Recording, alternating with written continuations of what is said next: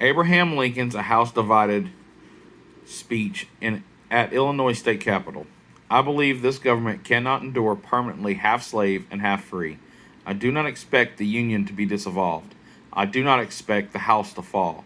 But I do expect it will cease to be divided. It will become all one thing or all the other.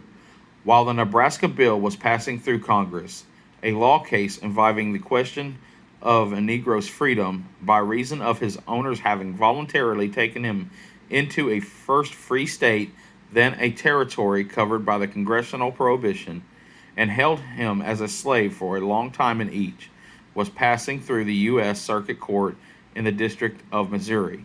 Both the Nebraska bill and the lawsuit were brought to a decision in the same month of May 1854. The Negro's name was Dred Scott, which the name now designates the decision finally given in that case. Well, before the next presidential election, the law case came to and was argued in the Supreme Court of the United States. But the decision of it was to defer until after the election. Still before the election, Senator Trumbull, on the floor of the Senate, requested the leading advocate of the Nebraskan bill state to opinion whether the people of the territory can constitutionally exclude slavery from their limits. And that letter answered, the question is for the Supreme Court. The Supreme Court met again and did not announce their decision, but ordered a re-argument. The presidential inauguration came and still no decision of the court. But became president in his inaugurational address exhorted the people to abide by the forthcoming decision, whether it may be. Then, in a few days, came the decision. While the several points of the Dred Scott decision in connection with Senator Douglas' don't care policy constitutes a major piece of machinery in its present state of advancement, and this was the third point gained.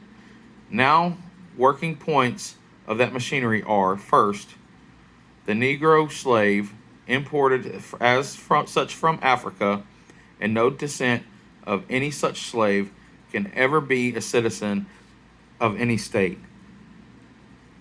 In that sense, that term is used in the Constitution of the United States. Secondly, the subject to the Constitution of the United States, neither Congress nor a territorial legislator can exclude slavery from any United States territory. Thirdly, whether the holding of a Negro in actual slavery in a free state makes him free as against the holder, the United States court will not decide, but they will leave it to be decided by the courts of any state where the master of that slave decides to take him. We have the Nebraska Doctrine, or what's left of it, to indicate, to mold the public statement, not to care whether slavery is voted down or up. This shows exactly where we are. We have our cause then must be entrusted to and conducted by its own undoubtable friends, whose hands are free and whose hearts are in the work, who don't care for the results. 2 years ago, Republicans of this nation mustered some 1,300,000 strong. We did this under a single impulse of resistance to a common danger. With every external circumstance against us, we brave all, then only to falter now. Now that the same enemy is wavering and belligerent, the result is not doubtful. We shall not fail. If we stand firm, we shall not fail. Wise counsels may accelerate or mistakes delay, but sooner or later, the victory is sure to come.